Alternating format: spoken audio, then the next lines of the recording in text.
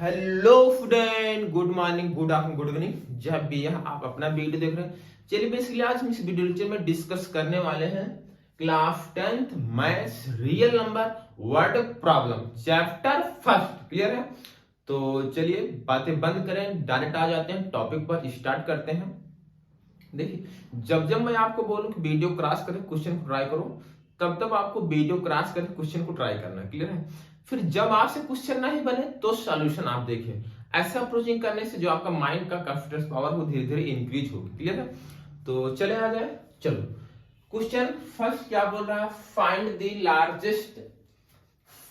Largest number which divides 1 to 9 and 5 4 5 leaving remainders 3 and 5 respectively। Question को basically पहले आप समझ लीजिए। क्वेश्चन को बेसिकली आपको समझना है, फिर अप्रोच लगाना है। ऐसे नहीं मुंह फाड़ करके तुरंत क्वेश्चन सॉल्व कर, ऐसे बिल्कुल आपको करना है। पहले क्वेश्चन का लॉजिक समझो, क्वेश्चन क्या कह रहा है, क्वेश्चन बोल क्या रहा है। क्लियर है? तो समझ में आएगा। देखो भाई, ये नंबर दिया गया, सॉल्यूशन स्टार्ट करते हैं। देखो 1 to 9 एक नंबर ये है, अगला नंबर है 5 4 5। बेसिकली ये दो नंबर है। कर find the largest number which divides less the remainder 3 and 5। भाई ऐसा कौन सा बड़ा नंबर है जो कि इस नंबर को उस नंबर से डिवाइड किया जाए। बेसिकली जैसे ये मान लो 1 to 9 है, और वो नंबर को एज्यूम कर लो, वो नंबर क्या है? ए है। ये है। इस नंबर को 1 to 5 को आप ए से डिवाइड कर रहे हो, तो बेसिकली जो रिमाइंडर यहां पर आ रहा है वो 3 आ रहा है। समझ में आया? और इसी नंबर को 5 4 5 को ए से डिवाइड करने पर, बेसिकली ए से डिवाइड करने पर यहां पर स्टूडेंट जो रिमाइंडर आ रहा है वो कितना आ रहा है? बेसिकली 5 आ रहा है। लॉजिक समझे? तो वही नंबर हमें पता लगाना है, वह कौन सा नंबर लार्जेस्ट है जो कि 1 to 9 को ए से डिवाइड करने पर रिमाइंडर 3 आएगा, और 5 4 5 को डिवाइड करने पर रिमाइंडर क्या आएगा? 5 आएगा। क्लियर? अब बोलो, दिमाग लगाओ भाई। अगर इसमें से 1 to 9 है, इसमें से तुम 3 सब्ट्रैक्ट कर दोगे तो रिमाइंडर 0 आ जाएगी। इसको बस समझ में? और यहाँ 5 4 5 है, इसमें से अगर ए सब्ट्रैक्ट ए का 5 4 5 में अगर 5 को सब्ट्रैक्ट कर दे रहे हो, फिर ए से डिवाइड करोगे तो रिमाइंडर क्या आएगा? 0 आएगा। तो यही लॉजिक हमें लगाना है। तो अगर इसमें सब्ट्रैक्ट कर दो 1 to 9 में से 3 को सब्ट्रैक्ट कर दोगे 1 to 6 आ जाएगा। और यहां है 5 4 5 में 5 सब्ट्रैक्ट कर दोगे तो यहां पर जो आएगा ये क्वांटिटी आएगी। अच्छा, अब बेसिकली 126 और 540, बेसिकली एक ऐसा नंबर हमें सर्च करना है कि इन दोनों को उस नंबर से डिवाइड किया जाए तो रिमाइंडर अब 0 आना चाहिए। रिमाइंडर क्या आना चाहिए? 0 आना चाहिए। वो लार्जेस्ट नंबर क्या होगा? लार्जेस्ट नंबर ये होगा, बेसिकली क्वेश्चन ये कहना चाह रहा है कि इन दोनों को क्या निकाल ले? हम HCF निकाल ले। क्या निकाल ले? HCF निकाल ले। आओ देखें। अब बताओ 1 यहीं पर कर दे, 1 to 6 है, इसका प्राइम फैक्टर करो, 2 से 6 आ जाएगा 3। फिर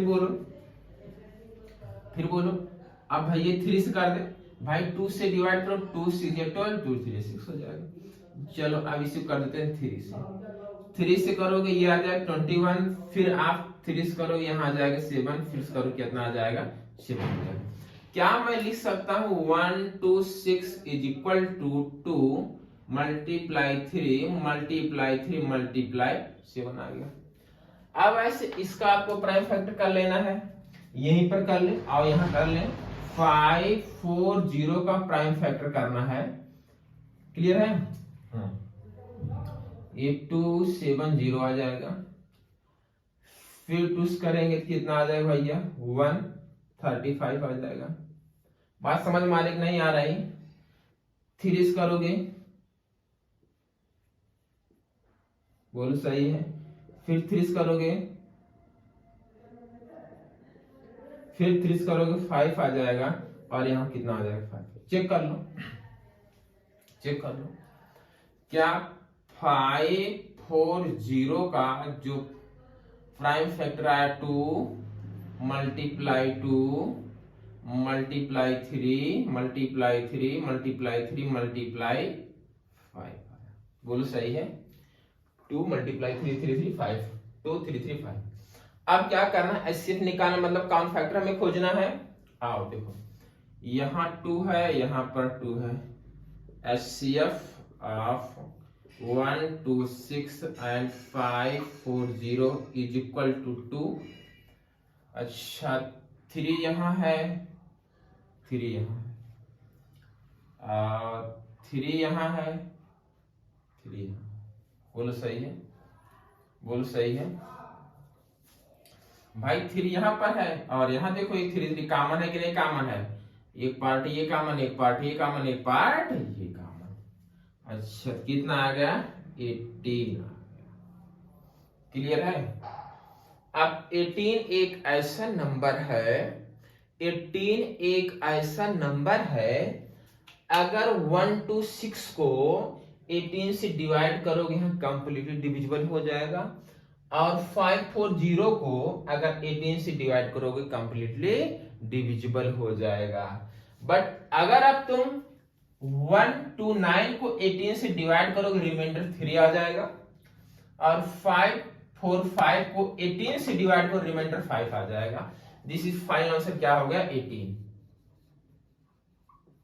समझ में आया? चमका दिमाग में बात गई, क्लियर हुआ? नोट करिए आप इसको।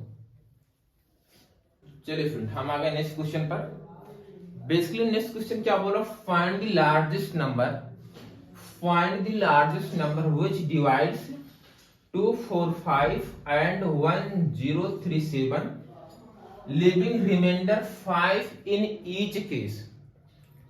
क्वेश्चन सेम वही है, प्रोसेस वही लगाना है, अलग से दिमाग बिल्कुल नहीं लगाना। देखो यहां जो नंबर दे रखा है, इस बार 2 है, 4 है, 5 है, 1 है, 0 है, 3 है और 7 है। यहां से आपको वो नंबर सर्च करना है, बड़ा से बड़ा नंबर, फाइंड लार्जेस्ट नंबर, कि इस नंबर को, वो जो नंबर आपको सर्च करना है, डिवाइड किए तो रिमाइंडर 5 आ जाए, इसको भी उस नंबर से डिवाइड करने पर रिमाइंडर 5 आना चाहिए। वो नंबर एज्यूम करो, दिमाग में एज्यूम करो कि ए रहा होगा। अगर इस नंबर को 245 को ए से डिवाइड करने पर रिमाइंडर क्या बचता भैया? 5 बचता है। वही प्रोसेस यहां पर भी है, 1037 को ए से डिवाइड करने में जो रिमाइंडर बचता 5 बचता है। तो वही हमें ए यहां पता लगाना है, ये कौन सा नंबर है कि डिवाइड करने पर रिमाइंडर दोनों केस में 5 बन रहा है। अच्छा, तो मैं सोचा कि यार अगर इसमें से 5 सब्ट्रैक्ट कर दिया जाए और इसमें से 5 सब्ट्रैक्ट कर दिया जाए, तब तो ए से डिवाइड करने भैया रिमाइंडर 0 आएगा, तब तो ए से डिवाइड करने पर रिमाइंडर 0 आएगा। आओ तो ये हो जाएगा 245 माइनस 5 इज इक्वल टू 240 आएगा। बोलो सही है? और यहां पर बचा 1037 को 5 सब्ट्रैक्ट कर दो, इसमें से 103 और 2 है, ये दोनों नंबर हैं। क्लियर है? अगर अब आप 240 को ए से डिवाइड करो रिमाइंडर 0 आएगा, और 1032 को ए से डिवाइड करें रिमाइंडर क्या आएगा? 0 आएगा। अब वही ए नंबर हमें पता लगाना है, चिल्लांडुओं, वही हमें नंबर पता लगाना है। अब तुम सोचो, लॉजिक सोचो भाई, 240 और 0 को जो कॉमन फैक्टर होगा, जो कॉमन फैक्टर होगा उसी ये दोनों डिविजिबल हो गया। कॉमन फैक्टर का मतलब है कि हमें इन दोनों नंबरों का एचसीएफ फाइंड आउट करना है। लॉजिक से सोचो कि भाई अब ऐसा तुम्हें नंबर सर्च करना है जिससे ये भी नंबर ये भी डिविजिबल हो जाए और ये भी डिविजिबल। इसका मतलब ये एक ही केस में बन सकता है कि इन दोनों को हमें कॉमन फैक्टर पता लगाना है। कॉमन फैक्टर पता लगाएंगे कैसे? प्राइम फैक्टर कर लीजिए, एचसीएफ निकाल लीजिए, जो एचसीएफ आएगा वही क्या होगा? कॉमन फैक्टर होगा। आओ देखें, देखो 240 का बेसिकली यहां पहले प्राइम फैक्टर कर लो जिससे आपको कहीं प्रॉब्लम है ना। यहां से 2 डायरेक्ट मैं कर दूं, चलो भैया नहीं तो वो लोग डायरेक्ट सर कर दिए।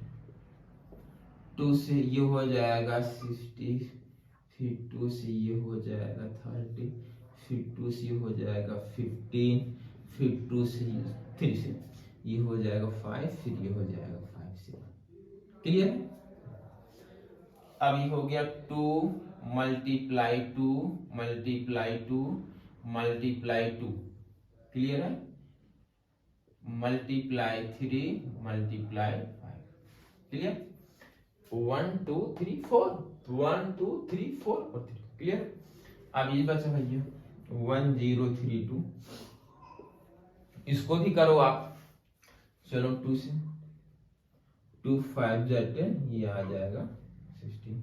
अभी भी 2 होगा, 2 2 जा 4 11, 2 5 जा 10, 2 8 जा 16। अभी 2 होगा, 2 1 जा 2 और ये हो जाएगा 2 2 जा 4, 2 9 जा 18। ये 3 होगा, 3 4 जा 12, 3 3 जा 9। अब ये हो जाएगा 43 से हो जाएगा। बोलो सही कि नहीं भाई? हो जाएगा।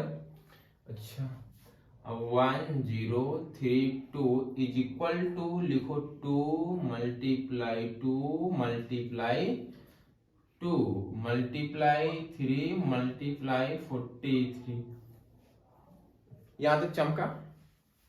समझ में आया? अब इन दोनों कॉमन फैक्टर पता लगा लो। देखो, एक तो ये कॉमन है, एक तो ये कॉमन है, एक यहां से कॉमन है, तो हो जाएगा 2 मल्टीप्लाई 2 मल्टीप्लाई 2। ये क्या फाइंड कर रहा है? एचसीएफ, एचसीएफ इसका एचसीएफ।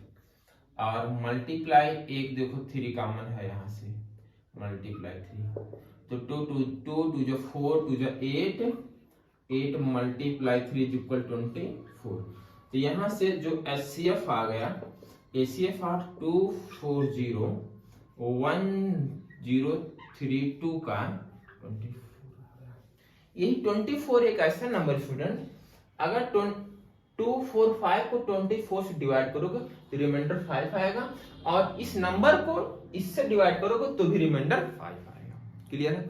इस टाइप का क्वेश्चन बोर्ड में आता है। क्लियर है? अब क्वेश्चन आएगा तो आपको फोड़ कर आना, ना कि छोड़ कर आना है। नोट कर लीजिए, फिर हम नेक्स्ट क्वेश्चन लेते हैं। Clear?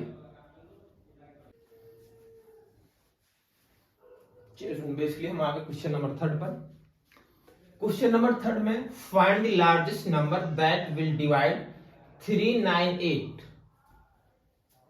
436 and 542 living remainder 7 11 and 15 respectively. इस बार जो ए है, ए को आपको सर्च करना है, पता लगाना है कि जिससे इस नंबर को ए से डिवाइड किया जाए से बनाना चाहिए। इससे डिवाइड करने पर रिमाइंडर 11 और इससे डिवाइड करने पर रिमाइंडर 50 आना चाहिए। अच्छा, नंबर क्या क्या है? 398 436 5 4 और ये 2 है।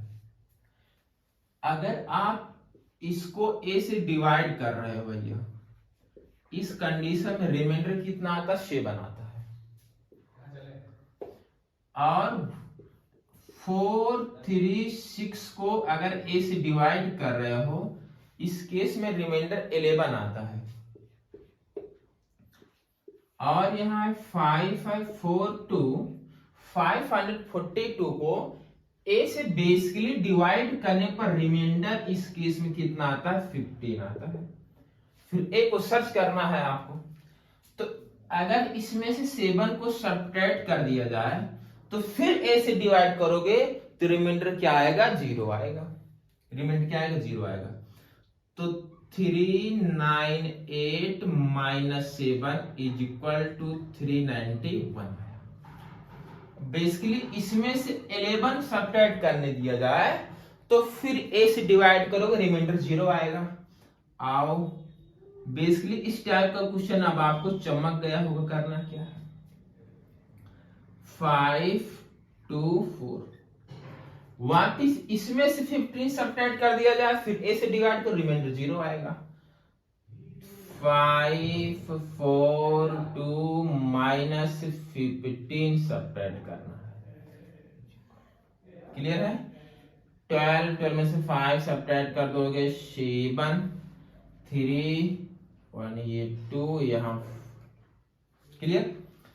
अब भाई एक ऐसा तुम्हें इन सभी का कॉमन फैक्टर सर्च करना है, इसका और इसका और इसका एक कॉमन फैक्टर तुम्हें सर्च करना है कि जब उस नंबर से इसको और इसको डिवाइड करो रिमाइंडर क्या आ जाएगा, 0 आ जाएगा। अब क्या होगा, कॉमन फैक्टर ही होगा। कॉमन फैक्टर जब भी तुम्हें सर्च करना तो क्या करना, प्राइम फैक्टर करना है। प्राइम फैक्टर करना है। आओ देखो इसका प्राइम फैक्टर करो 391।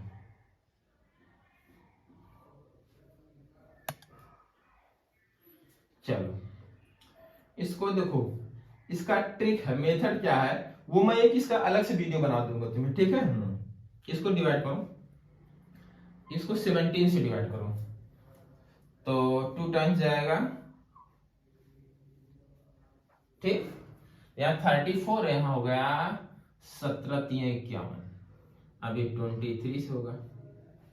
क्लियर। तो यहां पर आप लिख सकते हो 391 इज इक्वल टू आएगा 17 मल्टीप्लाई 23। अच्छा आओ इसको 425 5 से डिवाइड करो, हो जाएगा। अच्छा 5 8 जा 40 बचा 25। भाई यहाँ 40 बटा है 25 तो 5 5 जा 25, फिर 5 से 17, फिर अब 17 से यहाँ तो इसका बेसिकली 4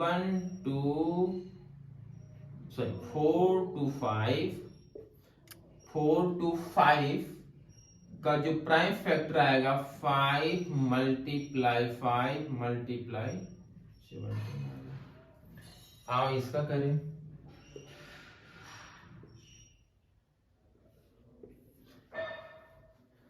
सेवन और 2 कट कर 9 ऐड करेंगे तो इसको डिवाइड करो 17,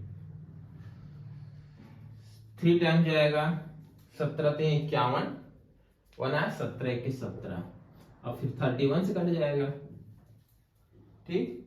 तो 5 2 7 इज इक्वल टू 17 मल्टीप्लाई।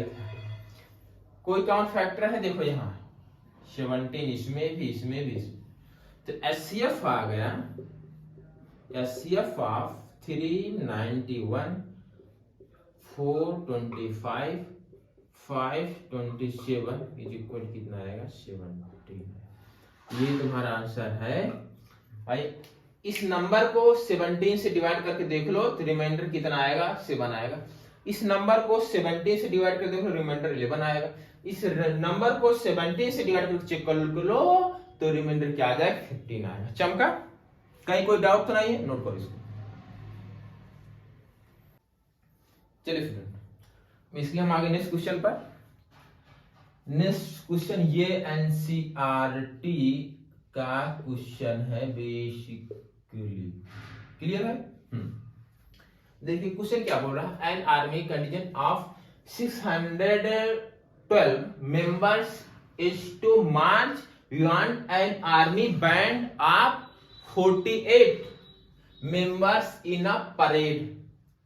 भाई जो मतलब 15 हो गया, 26 जनवरी हो गई, 15 अगस्त हो गया, वहां पर आप देखते होगे पहले जो मेंबर्स होते हैं पहले जिनके हाथ में बैंड्स होते हैं, बैंड बाजे वगैरह होते हैं, वो पहले होते हैं परेड पर जब चलते हैं, ऐसे परेड पर चलते हैं तो पहले वो मेंबर्स होते हैं जिनके हाथ में बैंड बाजे होते हैं, बाकी उनके पीछे और सिर्फ होते हैं, बाकी मेंबर्स उनके पीछे होते हैं। वही बेसिकली क्वेश्चन उसी को लेकर बनाया गया approaching in the two group, clear, in the two groups are to march in the same number of columns, same number of columns, what is the maximum number of columns in which they can march।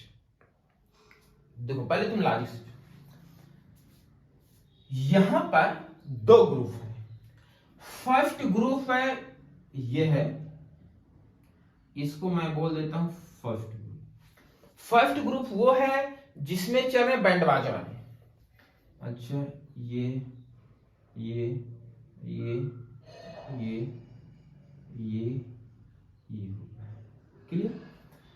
तो अब इसी में ये first group है जिसमें आगे आगे चल रहे हैं भैया बैंड बाजे वाले परेड में, क्लियर है, ऐसा ऐसा ये ग्रुप है। चलो ये फर्स्ट ग्रुप हो गया। अब सेकेंड ग्रुप, सेकेंड ग्रुप को मैं स्टार से बना दूं,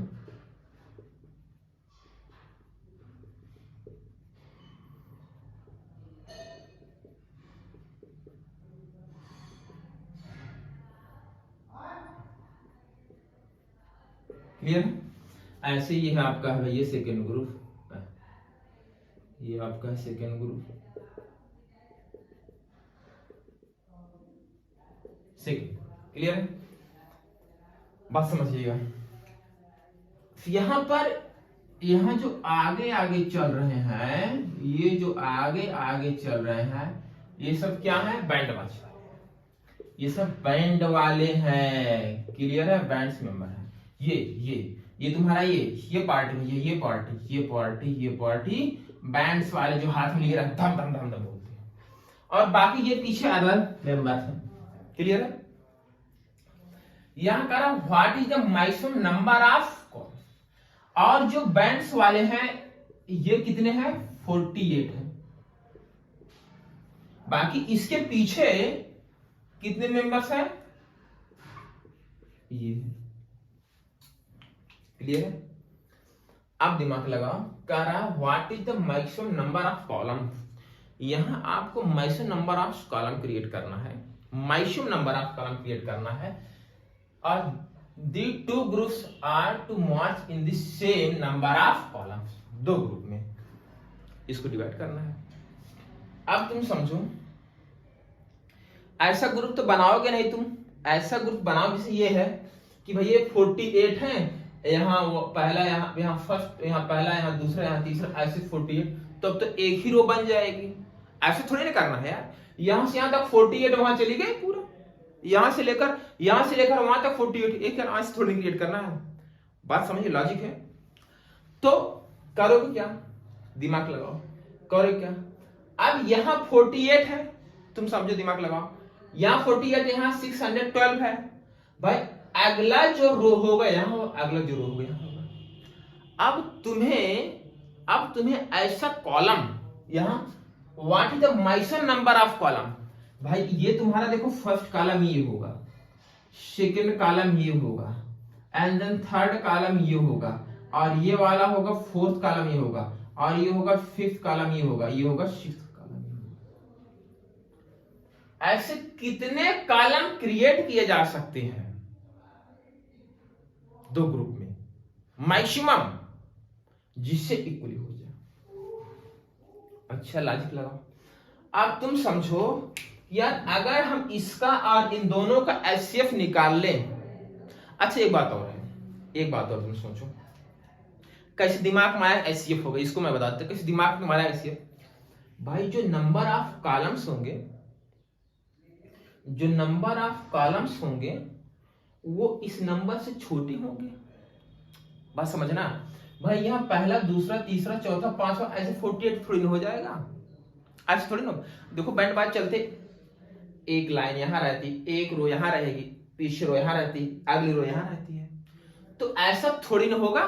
जो नंबर ऑफ कॉलम्स आएगा वो 48 से छोटा आएगा। अब 48 से छोटा का मतलब है कि इन दोनों क्या निकालना, HCF निकालना। क्या निकालना, HCF। बस यही लॉजिक लगाना है। तो 48 इज इक्वल टू, यही कर दे लो भैया, प्राइम फैक्टर कर लो, है ना, 2 की पावर 4 into 3 होगा, लेकिन कर लो 2, फिर 2 से, फिर 2 से, फिर 2 से, तो हो जाएगा 2 मल्टीप्लाई 2 मल्टीप्लाई 2 मल्टीप्लाई 2 मल्टीप्लाई 3, अब 612 का। ये समझ गए? अच्छा, इसको इरेज कर दो। चलो 612 2 से,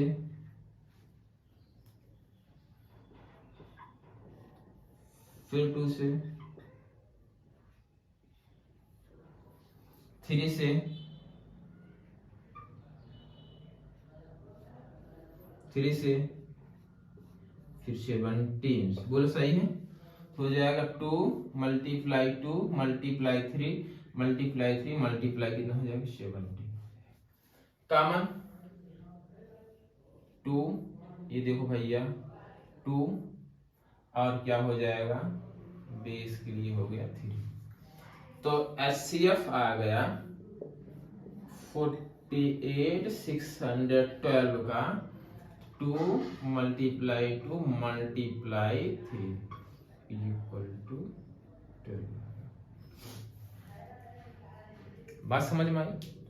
12 आ गया। ये इनका HCF कितना आएगा, 12। तो मैक्सिमम नंबर ऑफ जो कॉलम होंगे, ऐसे से कितने कॉलम बनाए जाएंगे, 12 कॉलम।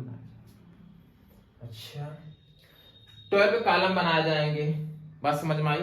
अच्छा, तो अगर 12 क्वेश्चन, ये भी कुछ केस स्टडी में क्वेश्चन आ सकता है, 12 कॉलम बनाए जा सकते हैं। अगर क्वेश्चन ये पूछ लिया जो बैंड्स वाले हैं उनके कितने कॉलम, वन कॉलम में कितने, वन कॉलम में कितने बैंड्स वाले होंगे, फर्स्ट कॉलम में each column of the bands is equal to कितना हो जाएगा, 48 डिवाइड बाई 12,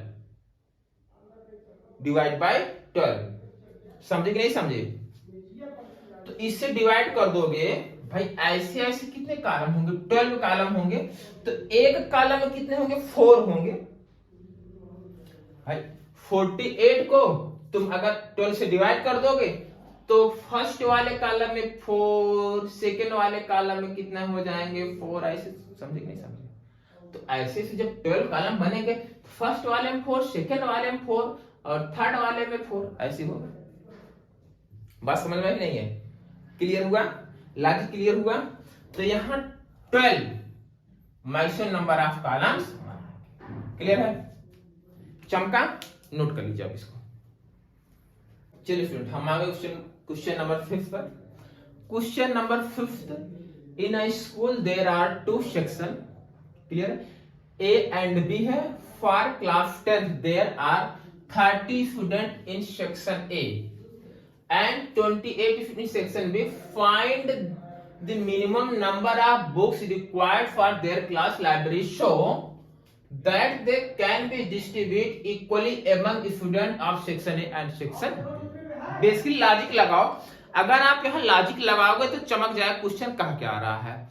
अब बोलो, यहाँ पर सेक्शन A है, सेक्शन A में नंबर ऑफ स्टूडेंट 30 है भैया, और सेक्शन B में नंबर ऑफ स्टूडेंट कितने हैं, 28 है। क्लियर है? यहां पर बुक को ऐसे तुम्हें डिस्ट्रीब्यूट करना है कि स्टूडेंट को इक्वली बुक मिलनी चाहिए, सभी को इक्वल बुक मिलनी चाहिए। मतलब इसको 2 सभी को 2 मिलनी चाहिए। और ऐसे सेक्शन बी में भी 2, चाहे ए हो या बी हो, सभी में इस जितने भी स्टूडेंट हैं उनको इक्वल बुक मिलना चाहिए। ऐसे तुम्हें डिस्ट्रीब्यूट करना है। अच्छा, अब लॉजिक लगाओ। अगर आप सोचो 28 बुक आपने ले लिया तो सेक्शन बी वालों को एक बुक मिल जाएगी।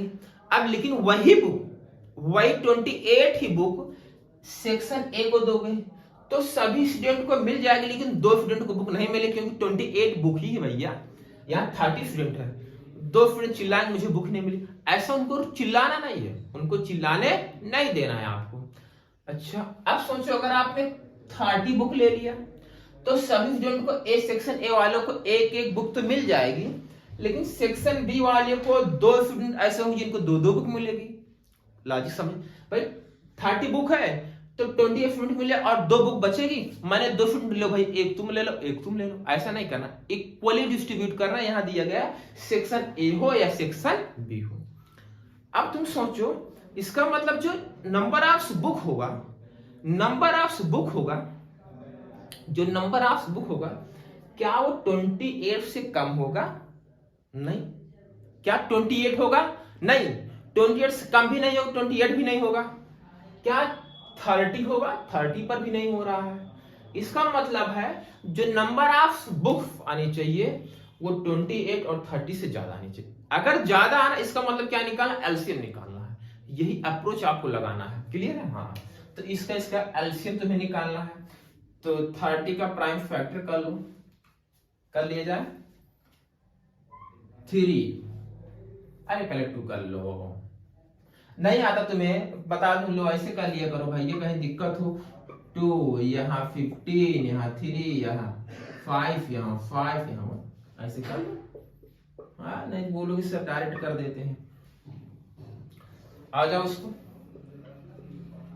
डायरेक्ट कर दो। 2 मल्टीप्लाई 7, अरे भैया 28 को करोगे 2 डिवाइड, फिर 2 करोगे 7 आ जाएगा, फिर 7 करोगे 1 आएगा। अब यहां निकालना एलसीएम ऑफ 30 एंड 28 का। पहले जो कॉमन उसको लिख लो। 3 देखो इसमें नहीं, 3 को भी लिखना पड़ेगा। 2 इसमें नहीं है तो 2 को भी लिखना पड़ेगा। मल्टीप्लाई 5 मल्टीप्लाई 7, इन सभी को मल्टीप्लाई कर लो, ये हो जाएगा 6, 7 से 5 दूना 70, 7 से 42, 420। क्लियर है? बात समझ में आई? तो नंबर ऑफ बुक्स कितनी हो जाएगी? 420। चमका 420 बुक है।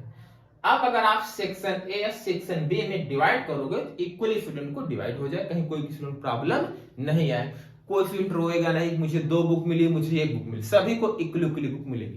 क्लियर है? नोट करिए आप इसको। चलिए स्टूडेंट नेक्स्ट क्वेश्चन।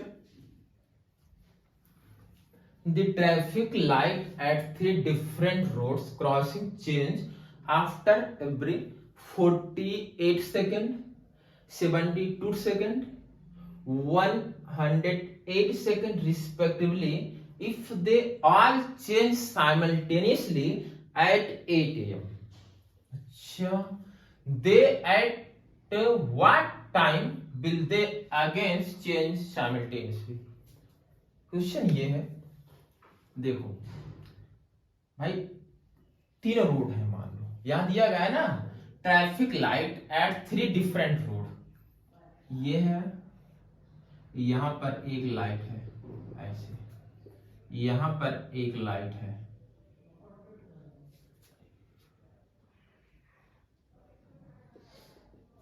यहां पर एक लाइट है और यहां पर एक लाइट है। क्लियर है? ये सब लाइट है, 3 डिफरेंट रोड लाइट है। फर्स्ट वाला 48 सेकेंड, 72 सेकेंड, 108 चेंज होते हैं भाई। फर्स्ट सेकेंड एंड थर्ड ये 48 सेकेंड और 72 108, मतलब ये चेंज होता 48 सेकेंड बाद, ये 72 सेकेंड बाद और ये 108 सेकेंड बाद चेंज। बट लेकिन ये बोल रखा है कि जैसे 8 बजता है 8 AM पर, है ना, 8 AM पर ये तीनों एक साथ चेंज होते हैं, तीनों एक साथ चेंज हो जाते हैं। यहां लिखा गया they all change simultaneously eight 8 PM। जैसे 8 बजता है तो ये तीनों लाइट एक साथ ही चेंज होती हैं। तो क्वेश्चन की रिक्वायरमेंट है कि फाइंड आउट करना है then at what time will they again change simultaneously. भाई अगर ये 8 बजे चेंज, 8 जब बजा ये तीनों एक साथ चेंज हुए, तो आप वो टाइम बताओ जब अगेन ये चेंज होंगे तीनों एक साथ। लॉजिक समझ में आया? क्वेश्चन का मतलब समझ में आया? अच्छा अब देखो कैसे सर ये होगा। देख भाई अब तुम बताओ 8 AM पर चेंज होते हैं, लॉजिक लगाना। 48 सेकेंड ये 72, ये 108 सेकेंड। अगेन जब चेंज होंगे 48 सेकेंड बाद ही चेंज होगा, और 72 सेकेंड बाद ही चेंज होगा, 108 सेकेंड बाद ही चेंज होगा। मतलब जो आपका टाइम आ रहा है वो इससे और इससे और इससे बड़ा आ रहा है। बात समझ में कि नहीं है भाई? 48 सेकेंड बाद ये चेंज हो रहा है। क्या 48 सेकेंड बाद ये चेंज? ये तो 72 सेकेंड बाद चेंज हो रहा है, ये 108 सेकेंड बाद चेंज हो रहा है। तो अब तुम समझो, अगर आपने ये सोच लिया 48 सेकेंड बाद तीनों चेंज हो, कहां चेंज? ये तो 42 सेकेंड बाद चेंज हो रहा है, ये 108 सेकेंड बाद चेंज होगा। इसका मतलब है जो आंसर आएगा वो बेसिकली इससे बड़ा आएगा, इससे बड़ा आएगा। अब इससे बड़ा आएगा, इससे बड़ा आएगा क्योंकि इतने सेकंड बाद ये खुद ही चेंज हो रहे हैं। तो बेसिकली जब इससे बड़ा आएगा, बड़ा आने का मतलब है, लार्ज आने का मतलब इसका और इसका और इसका क्या निकाल लीजिए? एलसीएम। क्लियर? चमका कि नहीं चमका? तो इसका और इसका और इसका तीनों क्या निकाल लीजिए? एलसीएम। अच्छा लॉजिक तुम सोचो, एक बार मैं फिर से रिकैप करवा दूं। भाई ये तीनों लाइट जब 8 बजता एक साथ चेंज होते हैं, लेकिन फर्स्ट वाली 48 सेकंड बाद, सेकंड वाली 72 सेकंड बाद, और थर्ड वाली 108 सेकंड बाद चेंज होती है। तो अब तुम सोचो, अगर आपने सोचा 8 AM पर ये तीनों एक साथ चेंज हो गए, अगर आप सोच रहे हो कि नेक्स्ट टाइम जो चेंज होगा 8 बज करके 48 सेकंड पर चेंज होगा, तो ये दोनों कहां चले गए भाई? ये दोनों कहां से? तीनों को एक साथ चेंज होना है। तो बेसिकली जो लॉजिक है, जो टाइम लगेगा वो 48 सेकंड बाद तब ये चेंज होगा, ये चेंज होगा। इसका मतलब इन सभी क्या ले लीजिए? अब 48 को यही मैं कर दूं फटाफट प्राइम फैक्टर, तुम्हें दिक्कत ना हो।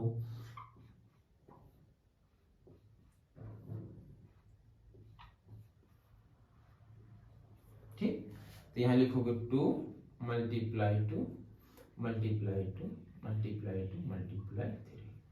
72 को यहां लिख लो भैया 36 18 9 3 3, तो हो जाएगा 2 मल्टीप्लाई 2 मल्टीप्लाई 2 मल्टीप्लाई 3 मल्टीप्लाई 3, 108 को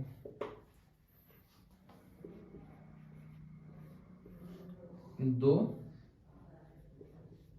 फिर 2 से,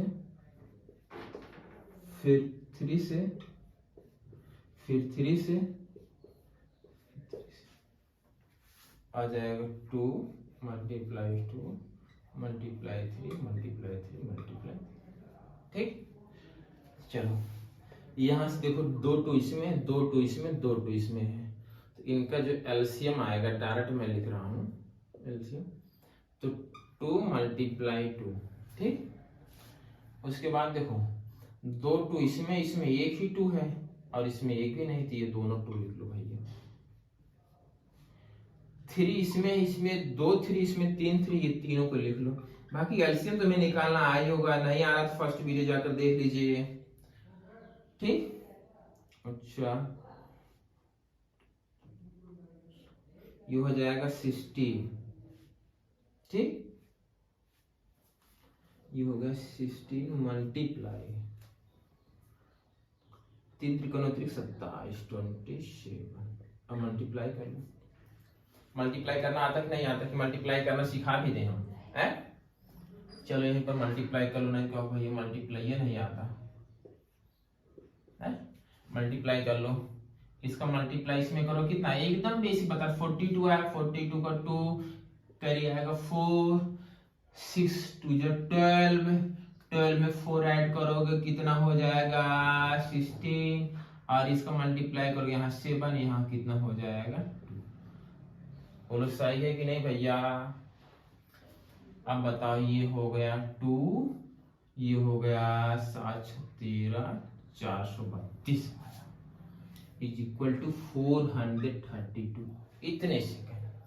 बात समझ में आई? इसको मैं यूज कर दे रहा हूं, ठीक।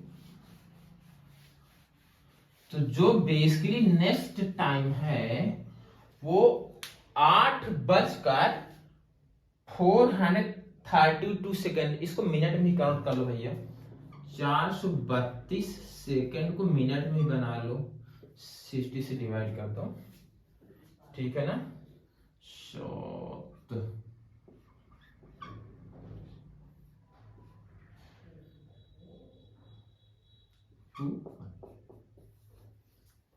चलो है ना। अब तुम दिमाग लगाओ, जो चेंज होगा नेक्स्ट टाइम 8:07 और 12 सेकेंड पर। 8 बजे ये तीनों एक साथ चेंज हुए थे। अगला जो टाइम आएगा 8:07 12 सेकेंड। चमका? चमके भाई। ये तो सेकंड था, इसको मैंने मिनट बना लिया, ये भी सेकंड में रह गया, ये 7 कंप्लीट मिनट हो गया। नोट कर लीजिए, आप इसको नोट करिए। चलो फिर हम आ गए क्वेश्चन नंबर 7। देखो, अ स्वीट सेलर हैज 420 काजू बर्फी और 150 बादाम बर्फी है, ठीक। She wants to stock them in such a way that each stock has the same number and they take up the least area of the tray. How many of these can be placed in each stock? Or how many stocks are formed? Question आप पढ़िए भाई। Stock बताओ, जो sweet seller होते हैं उनके पास ऐसे stock होते हैं, देखो, जिसमें बर्फियां रखी जाती भैया, ऐसे ऐसे होते हैं जिसमें बर्फियां रखी जाती हैं। क्लियर है? ऐसे ऐसे जिसमें बर्फियां रखी जाती है। क्लियर? तो उसके पास जो है यहां पर 420 काजू बर्फी है।